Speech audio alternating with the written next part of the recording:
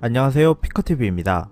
일본이 한국에 건드리지 말아야 할 부분을 건드린 현재 상황과 미국이 최근까지 한일 양국이 알아서 해결하라며 반감만 하다가 불이 나게 달려온 이유에 대해서 알아보았습니다.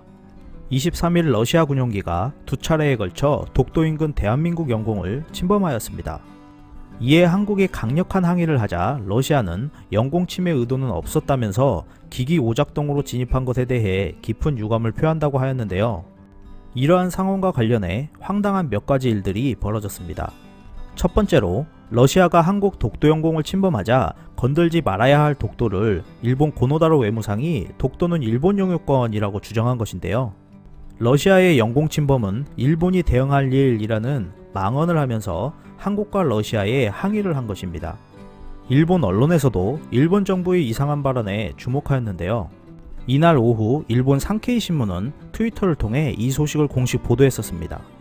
산케이 신문은 일본 대표 우익 매체로 독도를 한국 영공이라는 표현을 사용했는데, 일본 정부가 한국에 일본 영토에서 경고사격 행위를 한 것을 받아들일 수 없다라고 항의한 것과 대조되는 올바른 발언을 한 것입니다. 두 번째로 당황스러운 일은 러시아의 영공 침범입니다.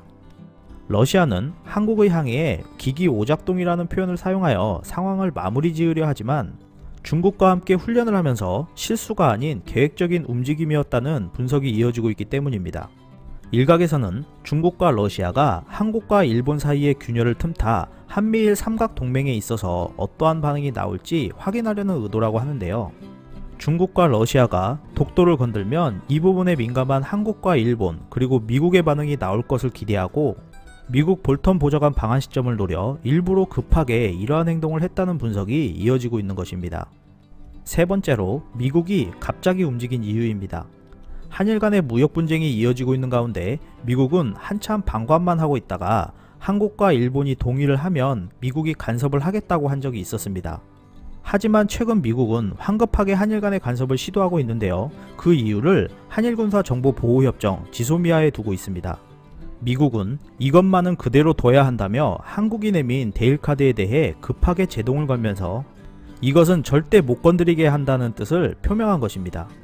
이 협정은 국가 간의 군사기밀을 서로 공유할 수 있도록 맺은 협정으로 양국이 교환하는 정보의 수준은 한국은 군사 2급 비밀과 3급 비밀, 일본은 극비, 특정 비밀과 HI급 비밀로 1급 비밀을 제외한 모든 정보를 교환 대상으로 한 것인데요.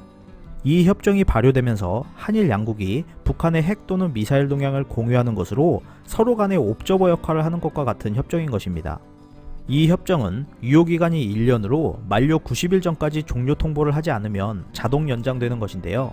한국이 지소미아를 재검토해야 한다는 말을 하자 미국이 바로 반응하면서 이에 대해서는 재빠르게 제재를 들어온 것입니다.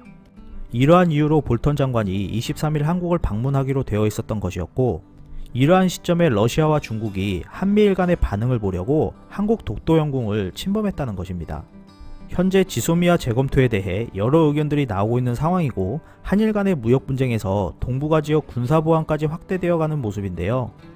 모든 부분이 평화롭게 해결되기를 기원합니다. 끝까지 시청해주셔서 감사합니다. 유익하셨다면 구독, 좋아요, 공유하기도 꼭 부탁드립니다.